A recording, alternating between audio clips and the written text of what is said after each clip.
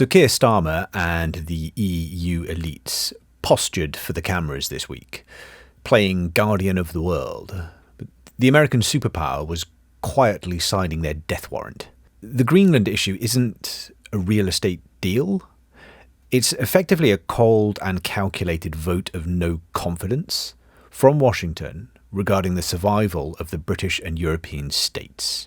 We've been told we're allies, but behind closed doors, Washington has come to the realization that actually we're just a liability.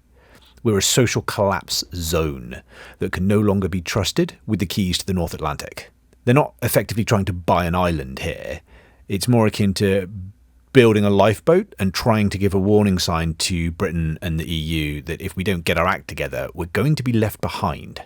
So Keir Starmer is reportedly in talks with European allies about deploying military personnel to Greenland that would guard the island for the US. So that's the key caveat. Not military personnel, British boots on the ground defending against America, but helping America defend against China and Russia. It follows threats, of course, from President Trump, who said he's considering seizing the island for security reasons.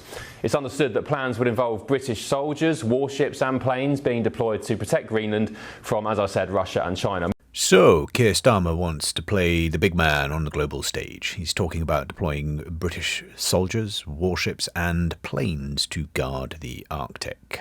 Warships and planes. Sounds impressive, right? Until you actually take a look at it. Our flagship, the HMS Prince of Wales, can barely leave the dock without a propeller shaft coupling failing. I mean, our army has shrunk to below 73,000, which is the smallest since the Napoleonic era. I mean, we're promising to guard the back door of the North American continent with a bonsai army. The Americans know it, and they are not waiting for us to fix it. Where are you from? Italy. Oh, nice place. Yeah. Okay. Thank you. The first question So is what are on you Europe. asking about Iran for?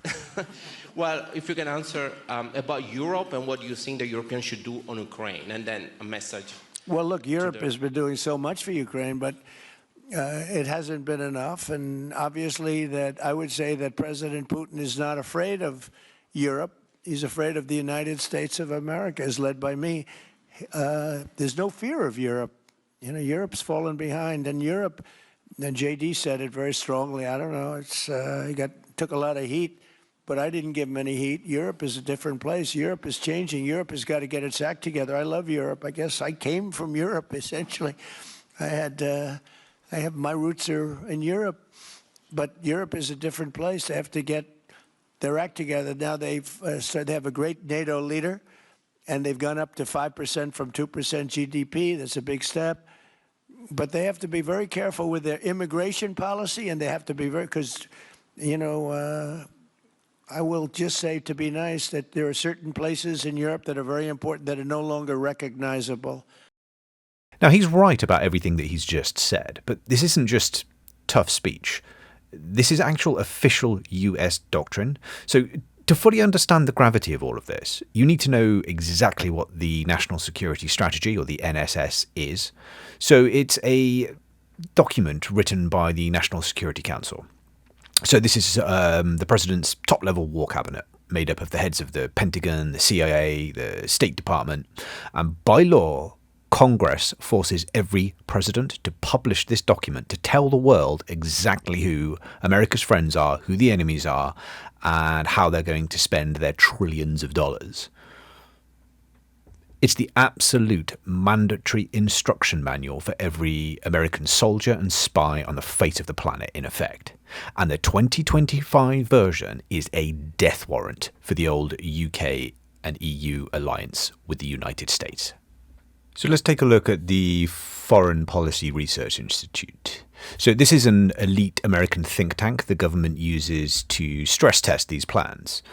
Think of them like insiders who help to build the strategies. And when you look at the 2025 strategy, they see civilizational erasure, the belief that Europe is, and in their words, social collapsing. Let me just blow it up so you can see it. But it paints a grim picture of the old continent. It warns that Europe is on course towards civilizational erasure, adding that should present trends continue, the continent will be unrecognisable in 20 years or less. If Washington's official war cabinet believes London is sinking, they aren't going to trust Starmer to guard the Arctic. They want sovereign control of Greenland because they're done with us. We're not allies anymore. We're effectively just an incompetent buffer zone. I'm being very nice. I'm being very diplomatic when I say that they are not recognizable. And they have to be careful on energy because they're putting windmills all over the place and losing a fortune. They're destroying their country. They're just destroying the beautiful landscapes, the beautiful everything. They're doing. And by the way, in case you people don't know, I'm not much of a windmill person. I can proudly say, Doug, that we have not approved one windmill since I've been in office, and we're going to keep it that way. My goal is to not let any windmill be built. They're losers. They lose money. They destroy your landscape. They kill your birds. They're all made in China. And while our defence infrastructure rots, where are we wasting our money? Well, net zero, still. I mean, in 2025 alone, UK consumers are paying over 1.8 billion in grid constraint payments. I mean, in other words, we're just paying wind farm operators to turn off their turbines because the grid cannot handle the power surge that's being generated. To put that into perspective, this isn't just a waste of money. That is the cost of the entire UK Type 31 fleet. That's 5 frigates burned every single year just to pay people to stop generating power. We are disarming ourselves in real time to satisfy an ideological fantasy. This isn't America bullying. This is America doing a basic audit and finding its allies bankrupt and utterly ineffective. They see a Britain that burns an entire fleet of frigates on wind turbine bribes. They see an MOD that prioritises diversity targets over hiring pilots. They see a leadership that talks about boots on the ground in Greenland, while our actual army could barely fill a football stadium. America isn't taking Greenland because they're greedy. They're taking it because they don't trust us to guard the door anymore. It's not so much we're victims of a real estate deal. We are victims of our own pathetic incompetence. And the alliance is starting to fracture. Washington has taken a lifeboat, and they're looking at us and debating whether or not to leave us to sink with our own toxic ideology. But let me know what you think in the comments below. Perhaps I've been too harsh and missed the mark on this one. But if you could like, share, subscribe, that would be much appreciated. But until the next video, thanks for watching.